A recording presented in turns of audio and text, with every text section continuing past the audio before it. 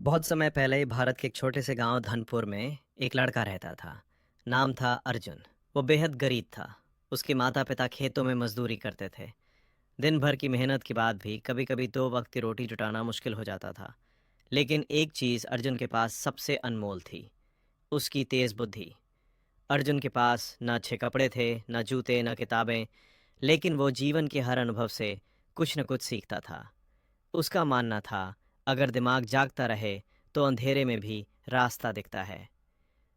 अर्जुन दिन में खेतों में अपने पिता का हाथ बटाता और रात को लालटेन की धीमी रोशनी में पढ़ाई करता। स्कूल की फीस तो नहीं थी, लेकिन किताबें भी नहीं थीं। वो स्कूल जाकर टीचर की बातों को ध्यान से सुनता और बिना लिखे ही सब याद कर लेता।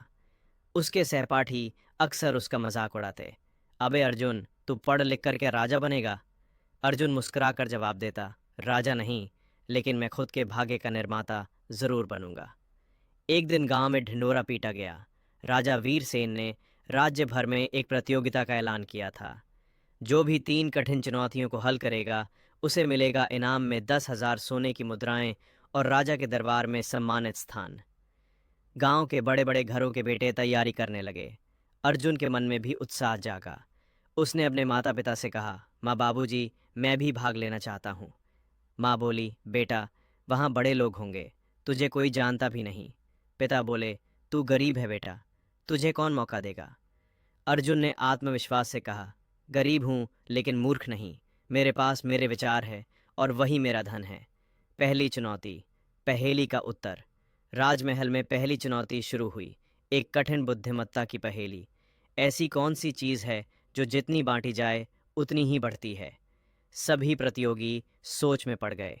किसी ने कहा प्रेम, किसी ने कहा पैसा, लेकिन अर्जुन ने शांत स्वर में कहा ज्ञान। सारे दरबार में सन्नाटा छा गया। राजा ने मुस्कुराते हुए कहा, सही उत्तर। ज्ञान ही एकमात्र ऐसा धन है जो बांटने से घटता नहीं, बढ़ता है। दूसरी चुनौती, सामाजिक समाधान। अब बारी थी दूसरी चुनौती की। राजा ने एक समस्या रखी। मेरे राज्य का एक गांव वर्षों से जल संकट से जूझ रहा है। वहां न कुएं हैं ना नदियां। तुम बताओ, इसका हल क्या है? कुछ प्रतियोगियों ने कहा, नया तालाब बनाओ। कुछ ने कहा, पानी बाहर से मंगाओ। लेकिन अर्जुन ने गहरी सांस ली और कहा, राजा जी, वहाँ वर्षा जल संचयन की योजना बननी चाहिए। अगर हर घर की छत से टंकी में पानी जमा हो और छोटे जल संग्रहण ताल बनाए जाएं,